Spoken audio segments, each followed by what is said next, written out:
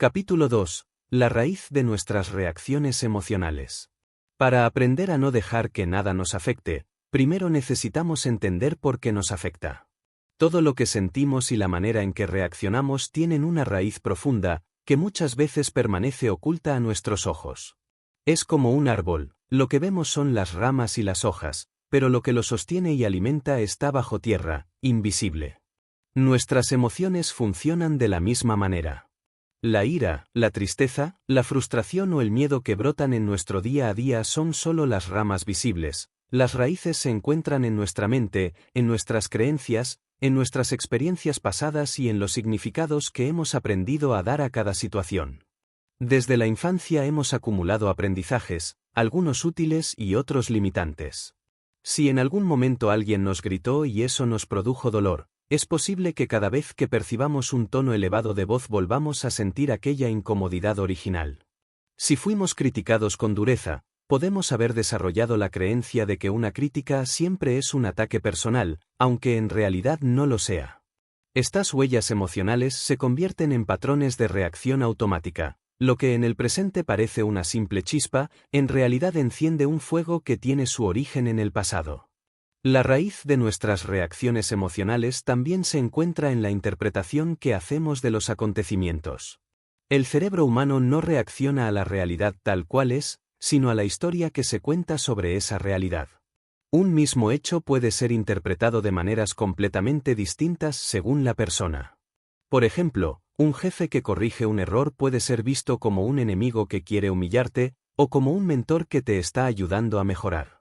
La diferencia no está en el jefe, sino en la narrativa interna que uno construye. Y esa narrativa, en la mayoría de los casos, es la que decide si algo nos afecta o no. Detrás de cada reacción emocional hay una creencia. Cuando alguien no nos saluda, creemos que nos está ignorando a propósito y sentimos molestia. Cuando alguien llega tarde, creemos que nos está faltando el respeto y sentimos enfado. Cuando alguien discrepa con nosotros, creemos que está invalidando nuestra opinión y sentimos rechazo. Pero si cambiamos la creencia, cambia la reacción. Quizás esa persona no nos saludó porque estaba distraída, no porque quisiera ofendernos. Quizás llegó tarde por circunstancias ajenas a su voluntad. Quizás discrepa porque tiene otra perspectiva válida. En cuanto ajustamos la interpretación, la emoción también se transforma. La raíz más profunda, sin embargo, se encuentra en el ego. El ego es esa voz interna que siempre busca protección, validación y superioridad. Es el yo que se siente herido cuando no recibe reconocimiento, que se ofende cuando lo contradicen, que se llena de miedo cuando percibe una amenaza. El ego es sensible, frágil, y por eso reacciona con tanta facilidad. Si alguien nos critica, el ego lo vive como una agresión. Si alguien nos rechaza, el ego lo interpreta como un ataque a nuestro valor personal. La mayor parte de nuestras emociones negativas no provienen del hecho en sí, sino de la herida que toca en el ego. Entender esto es liberador. Significa que lo que nos afecta no es tanto lo externo, sino lo interno. El mundo exterior solo aprieta botones que ya tenemos instalados en nuestro interior. La crítica nos duele porque ya tenemos dentro una herida de inseguridad. El rechazo nos hiere porque tenemos dentro una necesidad de aprobación. El fracaso nos frustra porque tenemos dentro una expectativa de perfección. Si no existieran esas raíces internas, lo externo no tendría poder sobre nosotros. Por eso, el trabajo no consiste en intentar controlar el mundo para que nada nos toque. Ese esfuerzo sería inútil, porque el mundo siempre traerá críticas, rechazos, errores y dificultades. El verdadero trabajo consiste en mirar hacia adentro y preguntarse, ¿qué botón está apretando esta situación en mí? ¿Qué creencia se activa cuando reacciono de esta manera? ¿Qué historia interna estoy contando que me lleva a sentirme afectado? Solo cuando descubrimos esas raíces podemos empezar a transformarlas. Si entendemos que una crítica no define nuestro valor, dejamos de sentirnos heridos. Si comprendemos que el rechazo es simplemente una diferencia de afinidad y no una negación de nuestra existencia, dejamos de tomarlo como algo personal. Si aceptamos que el error es parte natural del aprendizaje, dejamos de sentir frustración y lo transformamos en impulso para mejorar. La raíz de nuestras reacciones emocionales es, en definitiva, la clave para desactivar el poder que lo externo tiene sobre nosotros. Mientras no seamos conscientes de esas raíces, viviremos como esclavos de cada palabra, de cada gesto y de cada circunstancia. Pero cuando empezamos a ver de dónde surgen nuestras emociones, se abre un nuevo horizonte, el de la libertad interior. Este capítulo quiere dejar claro que la batalla no se libra afuera, sino adentro. No se trata de cambiar al mundo para que no nos afecte, sino de conocernos lo suficiente como para que el mundo no encuentre dónde golpearnos. El autoconocimiento es la llave. En los próximos capítulos exploraremos cómo, una vez identificadas esas raíces, podemos entrenar nuestra mente y nuestro corazón para responder de manera consciente, en lugar de reaccionar de forma automática. Capítulo 3. Cómo identificar los detonantes internos y externos. Saber que nuestras reacciones emocionales tienen raíces internas es un paso enorme hacia la libertad interior. Pero ese conocimiento necesita un complemento práctico, aprender a identificar con claridad cuáles son los detonantes que despiertan esas emociones, tanto los que provienen del exterior como los que surgen desde nuestro propio interior. Sin esta identificación consciente, cualquier intento de control se convierte en un esfuerzo a ciegas. Un detonante externo es todo aquello que ocurre fuera de nosotros y que provoca una reacción inmediata, una mirada de desaprobación, una crítica, un cambio inesperado en los planes, un error cometido por otro, una palabra hiriente, un tráfico insoportable, la impaciencia de alguien en una fila. Son circunstancias cotidianas que actúan como chispas encendiendo el fuego de la emoción. Lo interesante es que esas mismas circunstancias no afectan a todas las personas por igual. Lo que para ti puede ser un insulto intolerable, para otra persona puede ser una simple opinión irrelevante. Esto demuestra que el poder del detonante externo es relativo, no está en el hecho mismo, sino en la interpretación que le damos.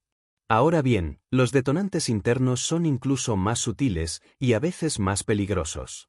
Se trata de pensamientos, recuerdos, expectativas y creencias que habitan en nuestra mente y que, sin necesidad de un estímulo externo, generan reacciones emocionales intensas. Puedes estar en silencio, sin que nadie te diga nada, y de pronto recordar una ofensa del pasado. Ese simple recuerdo despierta enojo o tristeza, como si la situación estuviera ocurriendo de nuevo. O quizás imaginas un futuro incierto y, sin que nada haya sucedido todavía, sientes ansiedad.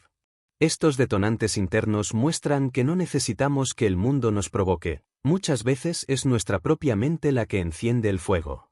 Identificar los detonantes es un ejercicio de observación consciente. Requiere aprender a detenerse un instante cuando surge la emoción y preguntarse, ¿qué la activó? Si es externa, tal vez fue una palabra, un gesto o una circunstancia específica. Si es interna, tal vez fue un pensamiento automático, un recuerdo doloroso o una expectativa no cumplida. Cada vez que logramos identificar el origen, damos un paso hacia el control, porque comprendemos que la emoción no apareció de la nada, fue provocada. Una técnica sencilla para identificar detonantes es llevar un registro diario. Cada vez que algo te afecte, anótalo. Escribe qué ocurrió, qué pensaste en ese momento y qué sentiste. Con el tiempo, verás patrones. Tal vez descubras que siempre reaccionas con enojo cuando alguien cuestiona tu trabajo, o que te sientes inseguro cada vez que comparas tus logros con los de otros. Tal vez notes que tus mañanas son más tensas porque tu mente anticipa problemas antes de que sucedan. Ese registro se convierte en un espejo donde puedes ver con claridad los botones que el mundo, o tú mismo, están apretando. También es útil observar tu cuerpo. El cuerpo habla antes que la mente. Cuando algo nos afecta, lo sentimos físicamente, un nudo en el estómago, tensión en los hombros, aceleración del corazón, calor en la cara, dificultad para respirar. Estos signos corporales son señales de que un detonante ha activado una emoción. Si aprendes a escuchar tu cuerpo, podrás identificar esos momentos en el mismo instante en que aparecen, y tendrás la oportunidad de elegir cómo responder. Otro aspecto clave es reconocer que muchos detonantes externos solo logran su efecto porque encuentran terreno fértil en nuestro interior. Si alguien te llama inútil y tú no crees que lo eres, esa palabra no tendrá impacto. Pero si en el fondo dudas de tu valor, la palabra se convertirá en un disparo certero. Esto significa que al identificar detonantes externos también estás revelando detonantes internos ocultos, creencias y heridas que todavía necesitan sanación. El proceso de identificación no debe vivirse como un juicio, sino como un acto de autoconocimiento. No se trata de culparte por reaccionar, sino de descubrir las rutas invisibles por las que viaja tu mente. Cuanto más claras tengas esas rutas, más fácil será cerrarlas o redirigirlas cuando sea necesario. Imagina que conduces un automóvil y, de repente, sin darte cuenta, siempre tomas la misma salida equivocada en la carretera. El viaje se convierte en frustración porque llegas a lugares que no deseas. Pero si identificas con exactitud dónde está esa salida y cómo luce, la próxima vez que te acerques podrás decir, ahí está el desvío que siempre tomo. Esta vez no lo haré. Ese momento de lucidez cambia todo. Lo mismo ocurre con los detonantes, al reconocerlos, ya no te sorprenden, ya no te arrastran de manera automática. Este capítulo busca entregarte una herramienta esencial, la capacidad de observar con atención qué cosas te sacan de tu centro. Sin esa observación, será imposible avanzar hacia el dominio emocional. Pero una vez que empieces a identificar detonantes internos y externos, descubrirás que gran parte de tu sufrimiento no es inevitable, es predecible. Y lo que es predecible, puede evitarse o transformarse. En los próximos capítulos aprenderás cómo, después de identificar esos detonantes, puedes aplicar estrategias de autocontrol, como la respiración consciente, la reestructuración de pensamientos y el desapego, para que lo que antes te afectaba deje de tener poder sobre ti. El reconocimiento es el primer paso, pero el entrenamiento es el camino. Capítulo 4. La importancia del autocontrol en la vida diaria. El autocontrol es, sin exagerar, una de las habilidades más poderosas que puede desarrollar un ser humano. No se trata de un don reservado a unos pocos, sino de una capacidad entrenable que está al alcance de todos. Sin embargo, en un mundo donde la inmediatez y la reacción automática parecen la norma, el autocontrol se ha vuelto un arte olvidado. Y justamente por eso, quien logra cultivarlo adquiere una ventaja enorme, la capacidad de vivir con claridad, calma y propósito, mientras los demás se ven arrastrados por las mareas de sus emociones. Cuando hablamos de autocontrol no nos referimos a reprimir lo que sentimos, ni a vivir en constante tensión intentando aguantar las emociones. Reprimir solo crea presión interna, y esa presión tarde o temprano explota. El verdadero autocontrol consiste en aprender a gestionar lo que sentimos y a responder de manera consciente en lugar de reaccionar de forma impulsiva. Es la diferencia entre el fuego que se desborda y arrasa todo, y el fuego que se utiliza para dar calor y luz. La importancia del autocontrol en la vida diaria es evidente en los pequeños detalles. Piensa en la cantidad de veces que una palabra dicha sin pensar ha arruinado una relación. O en cómo una reacción impulsiva en medio de una discusión puede escalar un problema que en realidad era insignificante. Reflexiona en los momentos en que la falta de paciencia ha hecho que tomes decisiones de las que luego te arrepentiste. Todas estas situaciones muestran que, en ausencia de autocontrol, lo que gobierna nuestra vida no somos nosotros, sino nuestras emociones más primitivas. En contraste, una persona con autocontrol vive de manera distinta. Ante una provocación, respira hondo y elige no responder de inmediato. Ante una dificultad, mantiene la calma y busca una solución. Ante la tentación de rendirse, recuerda sus metas y persiste. Esa serenidad no significa que no sienta, sino que ha aprendido a poner sus emociones al servicio de sus valores en lugar de ser esclavo de ellas. El autocontrol también está íntimamente relacionado con la libertad. Porque, ¿de qué sirve tener libertad externa, dinero, tiempo, oportunidades, si internamente eres prisionero de la ira, la ansiedad o la impulsividad? Una persona puede tenerlo todo y, sin embargo, arruinarlo por no poder controlarse. Alguien con talento puede perder su carrera por una sola reacción violenta. Alguien con un gran proyecto puede abandonarlo por dejarse llevar por el miedo. El autocontrol es, en este sentido, la base que sostiene todos los demás logros. En la vida cotidiana, el autocontrol se manifiesta en miles de decisiones pequeñas: elegir no responder a un mensaje enojado de inmediato, esperar antes de hacer una compra impulsiva, escuchar antes de interrumpir, callar cuando sabes que tus palabras solo añadirán fuego al conflicto, levantarte temprano aunque tu cuerpo te pida dormir más. Estos pequeños actos, repetidos día tras día, construyen una fuerza interior que se convierte en un escudo frente a las circunstancias externas. El autocontrol, además, protege nuestras relaciones. Nadie quiere estar cerca de alguien que explota por cualquier cosa, que cambia de humor como una veleta, que no sabe medir sus palabras ni sus gestos. En cambio, una persona que se mantiene serena transmite confianza, seguridad y respeto. Ser alguien que no se deja llevar por la primera emoción lo convierte en un pilar para los demás. Familia, amigos y compañeros de trabajo encuentran en ti un punto de estabilidad en medio del caos. Cultivar el autocontrol requiere práctica, y la práctica comienza con algo tan simple como la pausa. Cada vez que sientas que una emoción se apodera de ti, concédete unos segundos. Respira. Cuenta hasta 10. Observa qué estás sintiendo sin dejar que te arrastre. Esa pausa es pequeña, pero abre un espacio inmenso, el espacio de la elección consciente.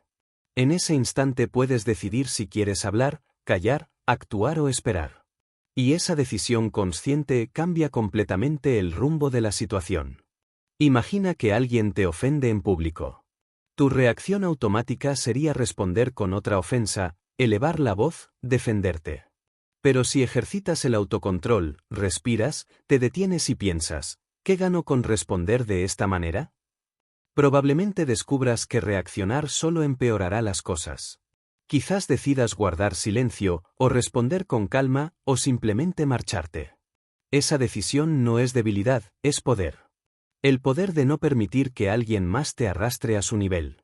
El autocontrol también se vincula con la perseverancia. Porque no se trata solo de controlar la ira o la tristeza, sino también de controlar la pereza, la procrastinación, la falta de disciplina. Cada vez que eliges hacer lo que sabes que debes hacer, aunque no tengas ganas, estás ejerciendo autocontrol. Y cada vez que lo haces, fortaleces tu capacidad de dirigir tu vida hacia donde realmente quieres, en lugar de dejarte llevar por impulsos momentáneos. Este capítulo busca transmitirte una idea fundamental: el autocontrol no es un lujo ni una virtud secundaria, es una necesidad básica para quien aspira a vivir con paz y éxito. Es la base sobre la cual se construye la resiliencia, la disciplina, la madurez y la verdadera libertad emocional. Sin autocontrol, cualquier estrategia para no dejarte afectar se derrumbará ante la primera tormenta. Con autocontrol, en cambio, podrás atravesar la vida con serenidad, aun en medio de los desafíos más difíciles. En los próximos capítulos exploraremos herramientas prácticas para fortalecer este autocontrol, técnicas de respiración, ejercicios de calma mental y maneras de reencuadrar los pensamientos que nos sacuden. Porque el autocontrol no se logra con teorías, sino con práctica diaria. Y en esa práctica se encuentra la clave para que nada externo tenga poder sobre tu interior. Capítulo 5. Técnicas de respiración y calma mental. El autocontrol del que hablamos en el capítulo anterior no surge de la nada. No es una habilidad que se despierte de un día para otro simplemente por proponérselo.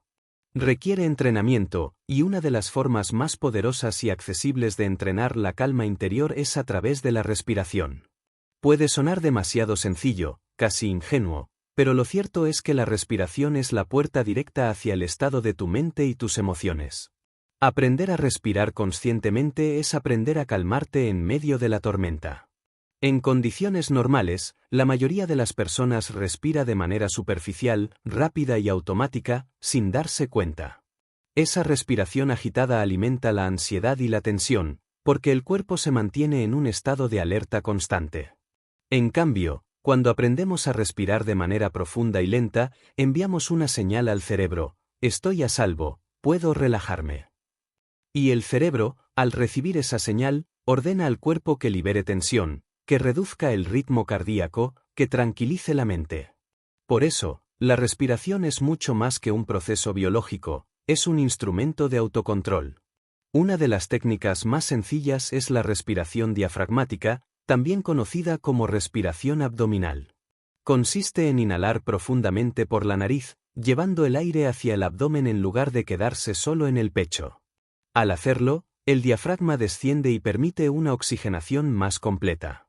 El simple hecho de poner una mano sobre el abdomen y sentir cómo se expande al inhalar y se contrae al exhalar, ya produce un efecto de calma inmediata. Practicarlo unos minutos al día es como darle al cuerpo un baño de serenidad. Otra técnica eficaz es la respiración 4-7-8. El procedimiento es simple: inhala suavemente por la nariz contando hasta 4, mantienes el aire en tus pulmones mientras cuentas hasta 7, y luego exhalas lentamente por la boca durante 8 segundos. Este patrón no solo oxigena, sino que obliga a la mente a enfocarse en el conteo, interrumpiendo el flujo de pensamientos ansiosos.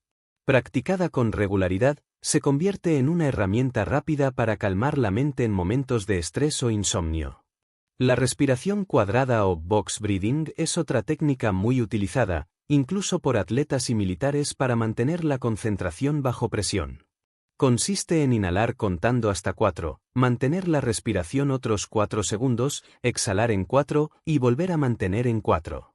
Es como dibujar un cuadrado con el aire, 4 lados iguales, un ciclo perfecto de equilibrio. Esta técnica equilibra el sistema nervioso y te ayuda a recuperar claridad cuando sientes que las emociones te están desbordando. Más allá de las técnicas específicas, lo importante es desarrollar el hábito de la respiración consciente. No necesitas esperar a estar en medio de una crisis para practicarlo. Puedes hacerlo mientras caminas, mientras esperas en una fila, mientras trabajas frente a la computadora. Solo necesitas llevar tu atención al aire que entra y sale, notar el ritmo, suavizarlo. Esa simple práctica de atención plena convierte la respiración en un ancla que te mantiene conectado con el presente. La calma mental no depende únicamente de la respiración, pero la respiración es el puente más directo para alcanzarla. Una mente en calma no significa una mente vacía de pensamientos, sino una mente que no se deja arrastrar por cada idea que aparece. La práctica de la meditación, basada en gran medida en la observación de la respiración, consiste justamente en eso: entrenar la atención para que, en lugar de dejarse llevar por cada pensamiento, pueda observarlo y dejarlo pasar. Imagina que tu mente es un cielo, y los pensamientos son nubes. Algunas nubes son ligeras y agradables, otras son oscuras y pesadas. Cuando no entrenas tu calma mental, vives como si fueras cada nube, te identificas con ellas, te pierdes en su forma, dejas que te arrastren. Pero cuando aprendes a observar tu respiración, de pronto recuerdas que no eres la nube, eres el cielo. Las nubes vienen y van, pero el cielo permanece. Esa es la esencia de la calma mental: reconocer que puedes observar tus pensamientos y emociones sin dejar que te dominen. La combinación de respiración consciente y calma mental es un recurso invaluable en la vida diaria. Cuando alguien te provoca, respira antes de responder.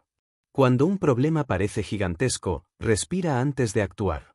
Cuando sientas ansiedad, respira antes de dejarte llevar. En esa pausa de aire, en ese instante de calma, reside tu libertad. Dedicar unos minutos al día a practicar estas técnicas no es una pérdida de tiempo, es una inversión en tu paz interior. Tal vez al principio te parezca extraño o innecesario, pero con la práctica notarás la diferencia. Donde antes había tensión, habrá serenidad. Donde antes había impulsividad, habrá elección consciente. Donde antes todo te afectaba, ahora sentirás que tienes un espacio interior que nada ni nadie puede perturbar.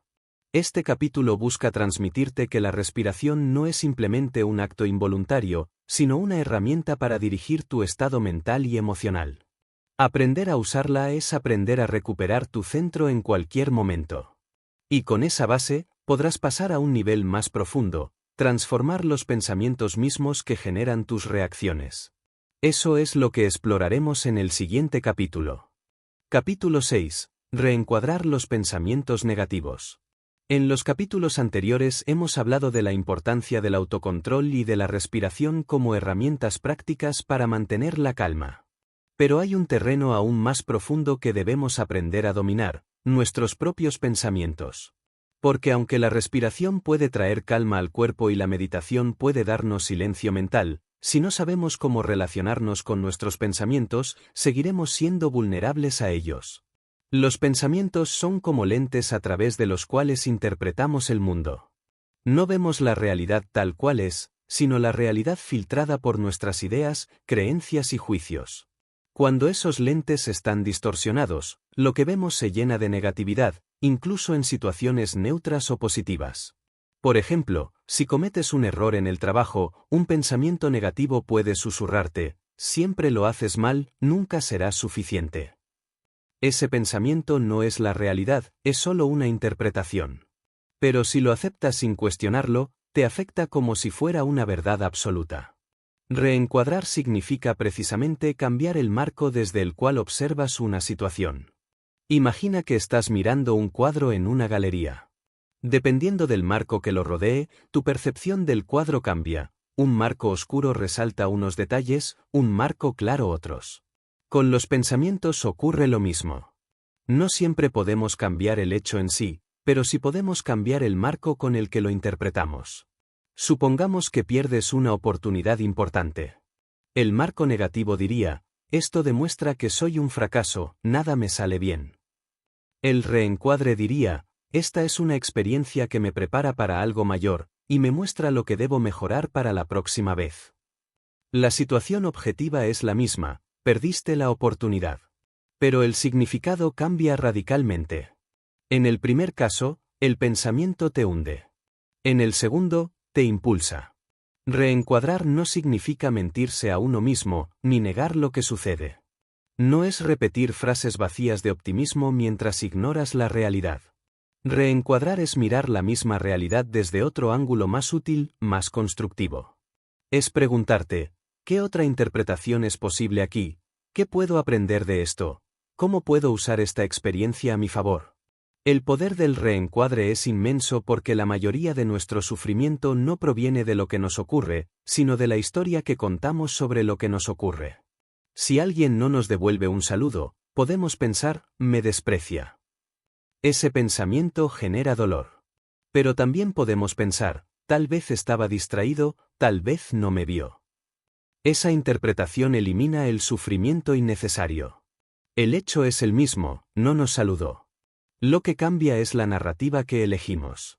Para entrenar el reencuadre, cada vez que notes un pensamiento negativo, haz una pausa y pregúntate: ¿este pensamiento es un hecho o es una interpretación? ¿Hay otra manera de ver esta situación? ¿Qué diría alguien más objetivo o más sereno sobre esto? ¿Qué puedo aprender o ganar de lo que me está pasando? Al principio, tu mente querrá aferrarse a la versión negativa, porque es el camino más conocido. Pero poco a poco, con práctica, empezarás a abrir espacio para interpretaciones más amplias y útiles. Otro ejemplo: imagina que alguien critica tu trabajo. El pensamiento negativo puede ser: no sirvo para esto. Un reencuadre sería: esta crítica me da información que puedo usar para mejorar.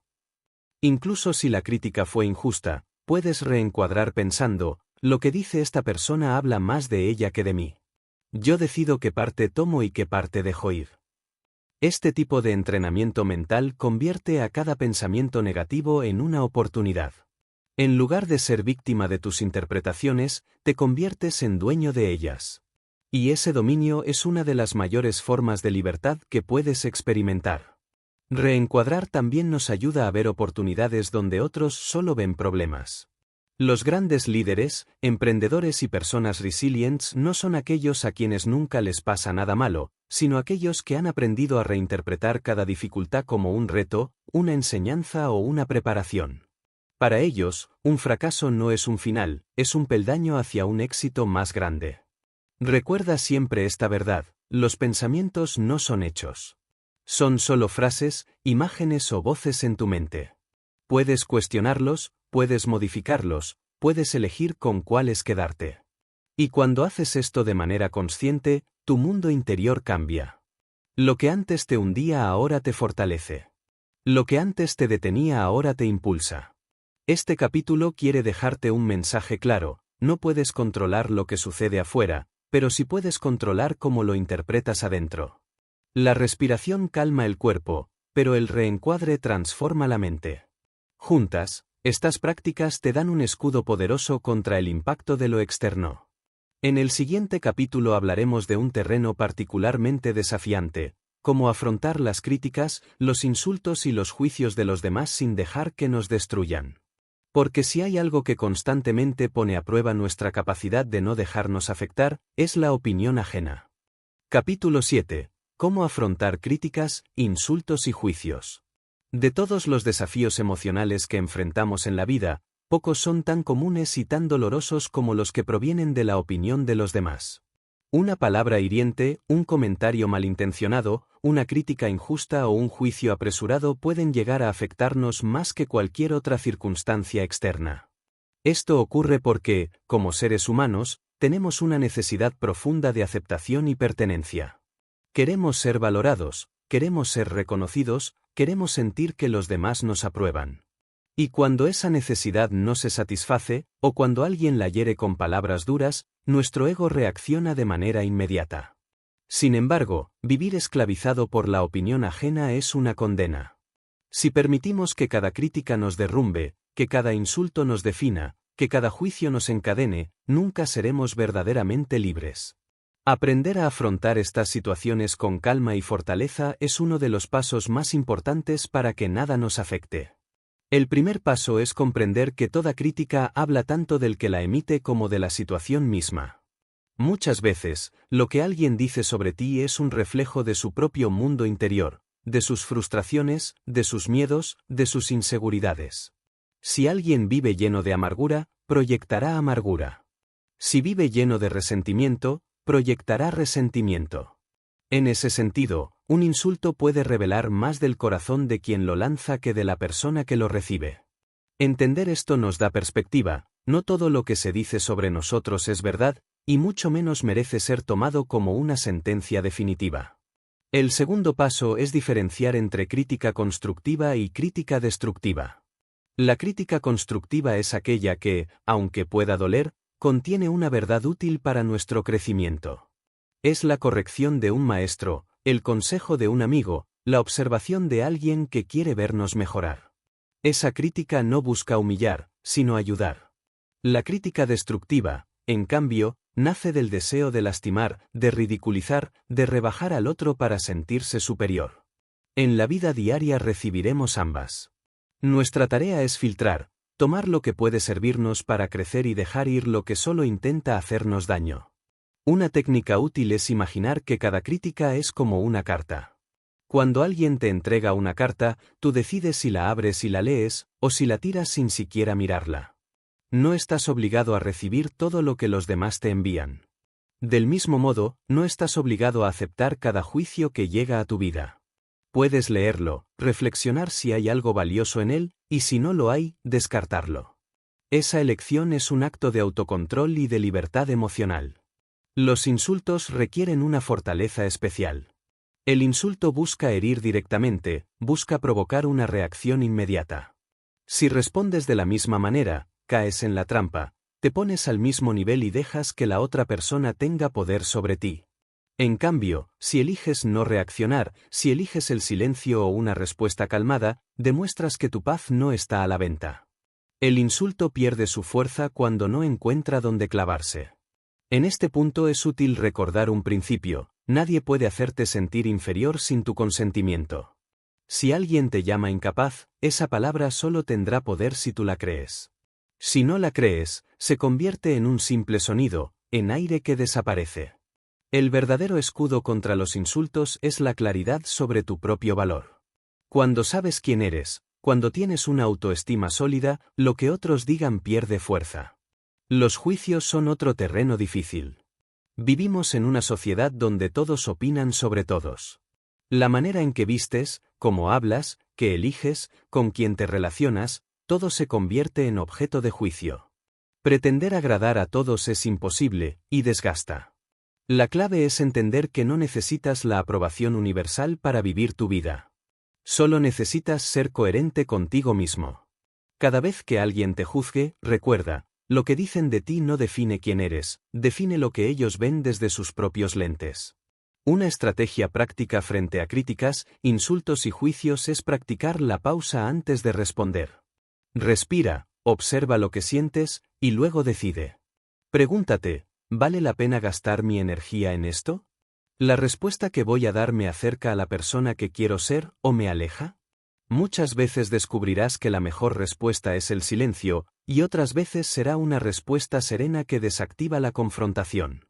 Imagina que alguien intenta encender un fuego frente a ti y coloca un fósforo ardiendo sobre agua. ¿Qué ocurre? El fuego se apaga de inmediato. Tú puedes ser ese agua. No necesitas ser gasolina para cada chispa que te lanzan. Puedes ser calma, puedes ser serenidad. Y esa calma, más que una debilidad, es una forma de poder. Este capítulo quiere dejarte con una certeza: no puedes evitar que las personas opinen, critiquen o incluso insulten. Pero sí puedes decidir cómo reaccionar. Puedes ser esclavo de esas palabras o puedes convertirte en alguien inmune a ellas. Esa inmunidad no surge de endurecer el corazón, sino de fortalecer la mente y el espíritu. Porque cuando descubres que la paz interior no depende de lo que otros digan, sino de lo que tú decidas creer, te vuelves verdaderamente libre. En el siguiente capítulo hablaremos del desapego y de la resiliencia frente a los problemas, dos cualidades que te permitirán no solo soportar las dificultades externas, sino transformarlas en combustible para tu crecimiento. Capítulo 8. Desapego y resiliencia frente a los problemas. En la vida no hay forma de evitar las dificultades. Los problemas, los tropiezos y las pérdidas forman parte del camino de todo ser humano. Pretender que nuestra existencia sea un sendero sin obstáculos es engañarnos. Lo que sí podemos decidir es cómo enfrentamos esas dificultades, qué significado les damos y qué hacemos con ellas. Aquí entran en juego dos virtudes que son esenciales para quien busca no dejarse afectar: el desapego y la resiliencia. El desapego no significa indiferencia, ni frialdad, ni falta de amor. El desapego es la capacidad de mantener el corazón libre de cadenas emocionales que nos atan al sufrimiento. Es aprender a valorar lo que tenemos sin obsesionarnos con retenerlo, y aceptar lo que perdemos sin que nuestra vida se derrumbe por completo. Una persona apegada vive en constante miedo: miedo a perder lo que tiene, miedo a que las cosas cambien, miedo a no conseguir lo que desea. Ese miedo la vuelve frágil, porque cualquier movimiento de la realidad la sacude.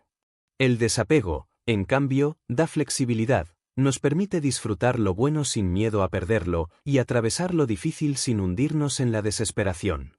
Imagina que sostienes un puñado de arena en tu mano. Si la aprietas con fuerza, la arena se escapa entre tus dedos. Pero si abres la mano y la dejas descansar suavemente, permanece ahí.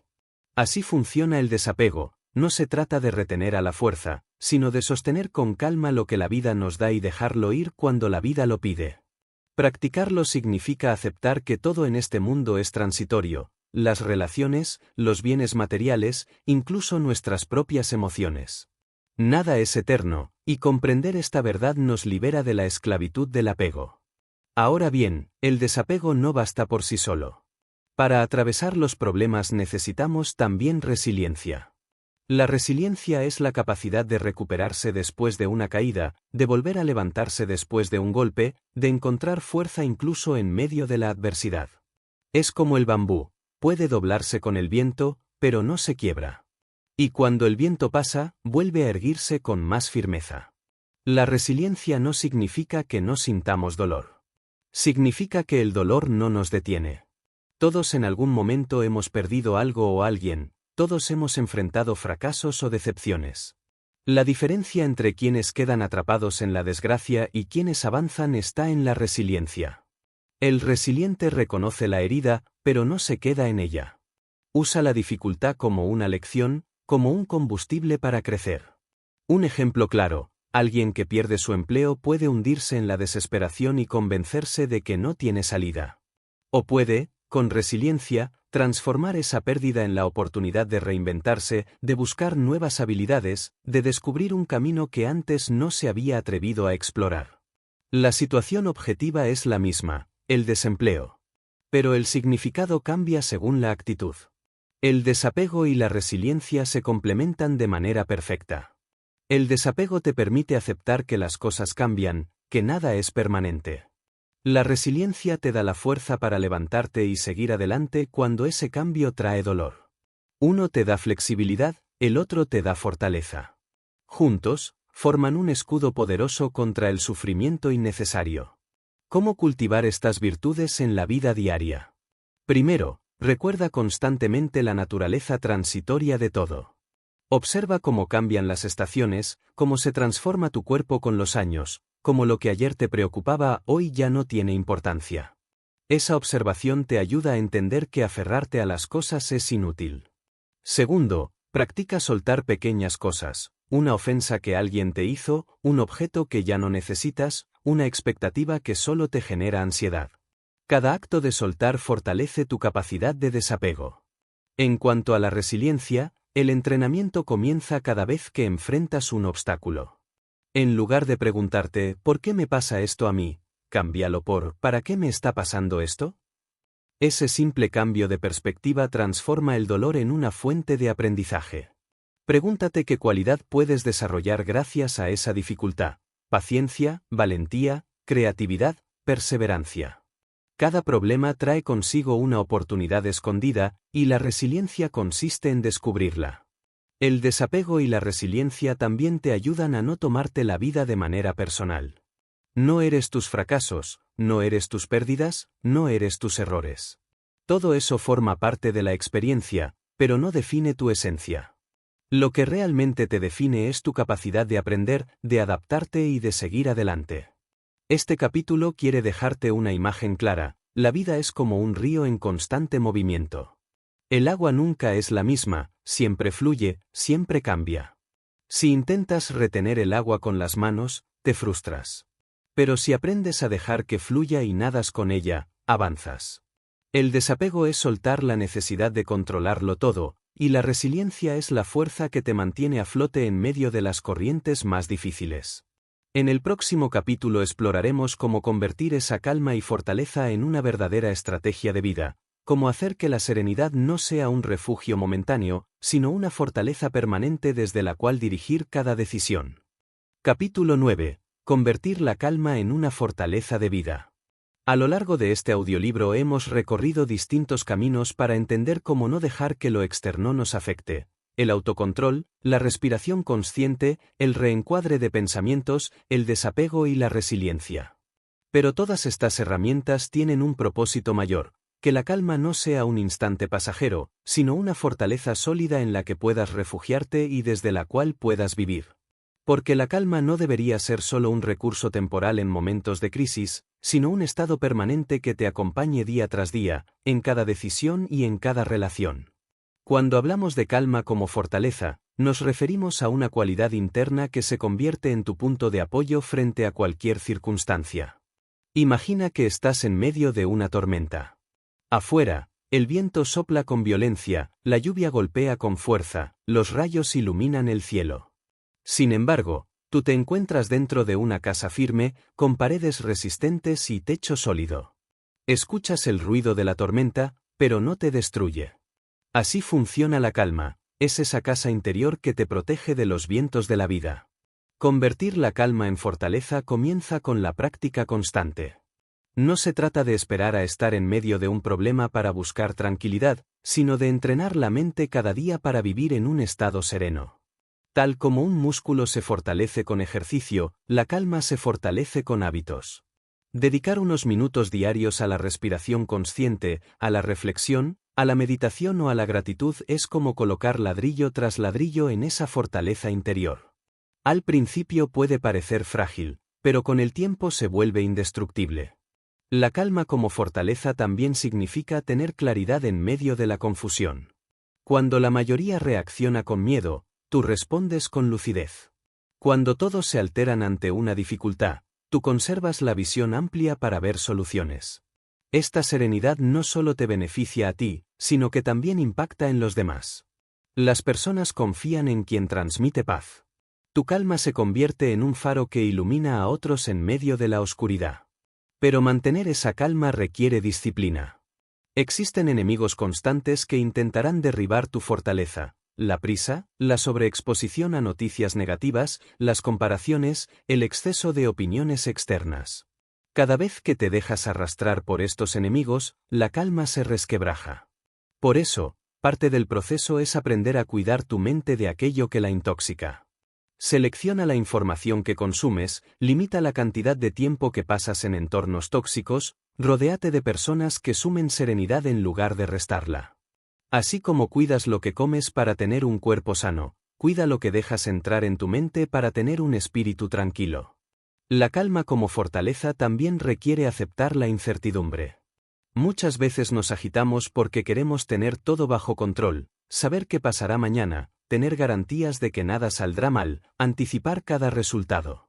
Pero la vida no funciona así.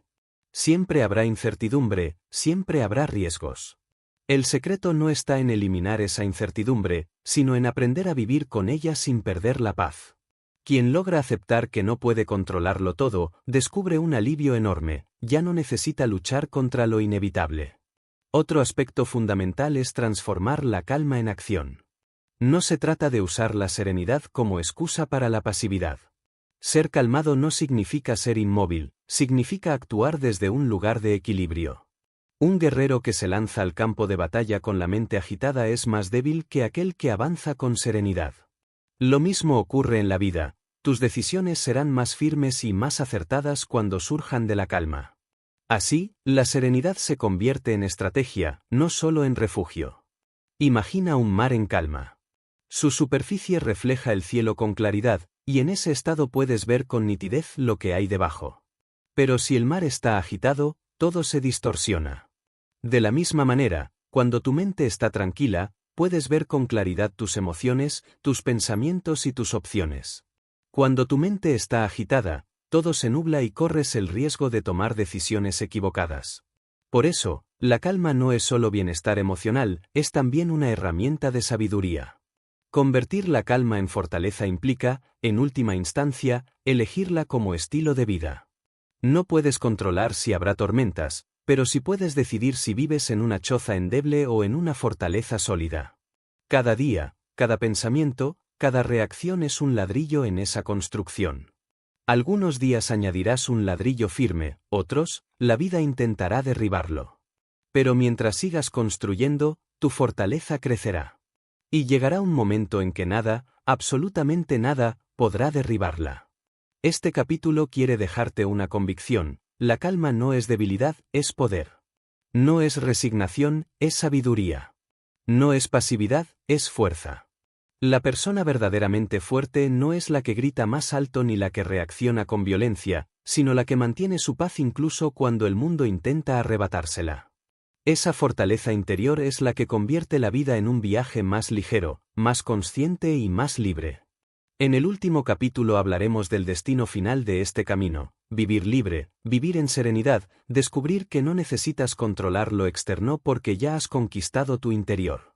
Capítulo 10. Vivir libre, el camino de la serenidad interior. Llegamos al último tramo de este viaje. Durante los capítulos anteriores hemos recorrido las raíces de nuestras reacciones, hemos aprendido a identificar detonantes, a practicar el autocontrol, a usar la respiración y la calma mental, a reencuadrar pensamientos, a enfrentar críticas y juicios, a cultivar el desapego y la resiliencia, y a convertir la calma en una fortaleza estable. Todo ese recorrido nos conduce a un destino mayor, la verdadera libertad interior.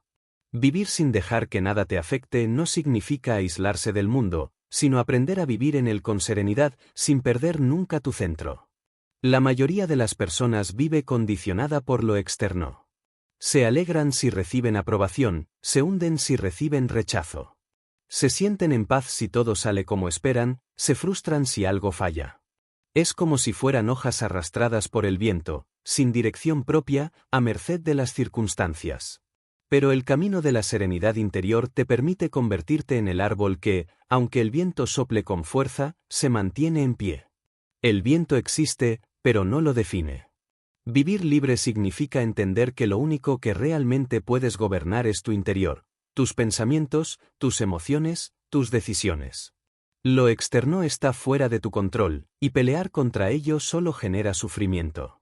La serenidad surge cuando aceptas esa verdad y decides poner tu energía únicamente en lo que depende de ti.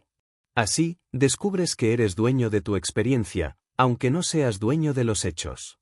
La libertad interior también significa no vivir esclavizado por el pasado ni por el futuro. El pasado ya pasó y no puede cambiarse, el futuro aún no existe y solo genera ansiedad cuando lo anticipamos demasiado. La serenidad habita en el presente, en este instante, en el aquí y ahora. Cada respiración consciente te recuerda que estás vivo en este momento, y que la paz no está en otro lugar ni en otro tiempo, sino justo aquí. Vivir en serenidad no implica que nunca sentirás dolor o tristeza. Eso sería imposible. Lo que sí implica es que esos sentimientos ya no gobiernan tu vida.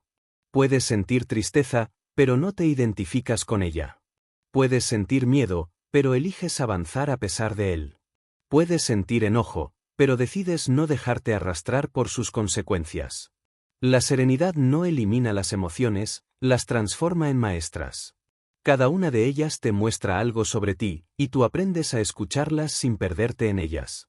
La serenidad interior se convierte también en una fuente de fuerza para los demás. Cuando alguien mantiene la calma, inspira calma. Cuando alguien transmite paz, invita a los demás a encontrarla también. Vivir libre no solo es un regalo para ti, sino también para quienes te rodean. Tus relaciones se vuelven más sanas, tus decisiones más firmes, tu vida más ligera. Este camino, sin embargo, no tiene un final definitivo. No es que un día despiertes y descubras que ya nunca nada te afectará. La vida seguirá presentando pruebas. Habrá días de debilidad, momentos de tensión, emociones que intentarán sacudirte. Pero la diferencia es que ahora cuentas con herramientas, sabes respirar, sabes pausar, sabes reencuadrar, sabes soltar, sabes levantarte. Y sobre todo, sabes que tu paz no depende de lo externo, sino de tu propia elección. Vivir libre, en definitiva, es vivir con la certeza de que nada puede robarte tu serenidad a menos que tú lo permitas. Es vivir ligero, sin cadenas invisibles que te arrastren. Es descubrir que la verdadera fortaleza no está en cambiar el mundo, sino en transformarte a ti mismo. Y al hacerlo, el mundo también cambia, porque lo miras con otros ojos. Quiero que imagines, para cerrar este viaje, la imagen de un lago en calma. El cielo se refleja en su superficie, el entorno parece más hermoso gracias a su quietud. El lago no deja de existir porque haya tormentas alrededor, simplemente espera, se mantiene, y cuando las nubes pasan, vuelve a reflejar la luz del sol. Ese lago eres tú.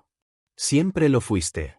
Solo necesitabas recordar cómo encontrar tu quietud interior. La serenidad es la libertad más grande que puede alcanzar un ser humano. Porque quien la tiene, ya no depende de nada externo para vivir en paz. Y quien vive en paz, vive verdaderamente libre.